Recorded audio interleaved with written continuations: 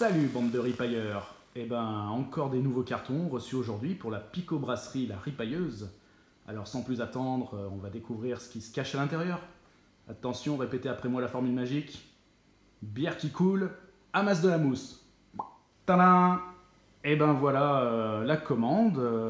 Je vais faire avec vous le tour des produits qu'on va découvrir ensemble. Accrochez-vous à votre slip, c'est parti. Hop. Alors, on commence déjà avec un gros paquet de malt. Voici du malt d'orge bio qui vient de la malterie du château. Voilà, c'est un malt Pilsen avec un EBC d'environ 3-4 EBC, donc pour la couleur. C'est un malt légèrement touraillé, voilà, il convient pour tout type de bière. Voilà, on a pris 25 kg, comme ça on est large et ça va nous permettre de faire nos futurs brassins.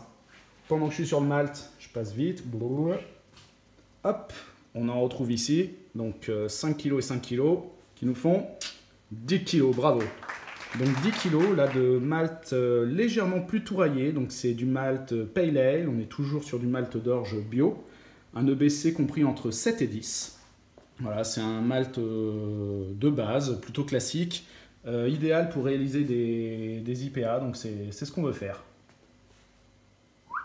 Comme vous savez, avec le malt, il nous faut également du houblon, donc qui est là, dans ce petit paquet brillant. Donc là, c'est sous vide, c'est en pellet, ce n'est pas la fleur. Donc c'est du houblon centennial. Alors pourquoi on a pris celui-là? Tout d'abord parce qu'on fait pousser cette variété chez nous, donc on aimerait l'utiliser en fleurs plus tard, donc on va s'entraîner avec. Centennial, eh ben, c'est un houblon qui est à la fois amérisant et aromatique, avec plutôt des notes florales ou citronnées. En acide alpha, il est à 9,5%, donc c'est ce qui apporte l'amertume. Nos deux petits sachets à côté, c'est la levure. Donc celle-là, rien de particulier. Elle est plutôt, elle donne un arôme neutre. Donc comme ça, elle laissera ressortir le goût du malt et du houblon. La fermentation, donc ça permet d'apporter l'alcool et le CO2. Voilà, celle-là, elle fermente plutôt à une température entre 16 et 22 degrés, donc fermentation haute. Et le reste, eh ben, les bouteilles, parce qu'il n'y a jamais assez de bouteilles. Hop, avec les petits bouchons qui vont bien, donc bouteille à bouchon mécanique, comme ça, écologique, on peut réutiliser. Pas de déchets, bon, puis il y a un truc qui est un peu bizarre au milieu, mais bon, on va pas cracher dessus, c'est un cadeau d'un commande. Et nous, on aime bien les cadeaux. Et ben voilà, j'ai fait le tour des produits. Et ben j'ai plus qu'à vous dire tchoubi-doubaï, et à la prochaine!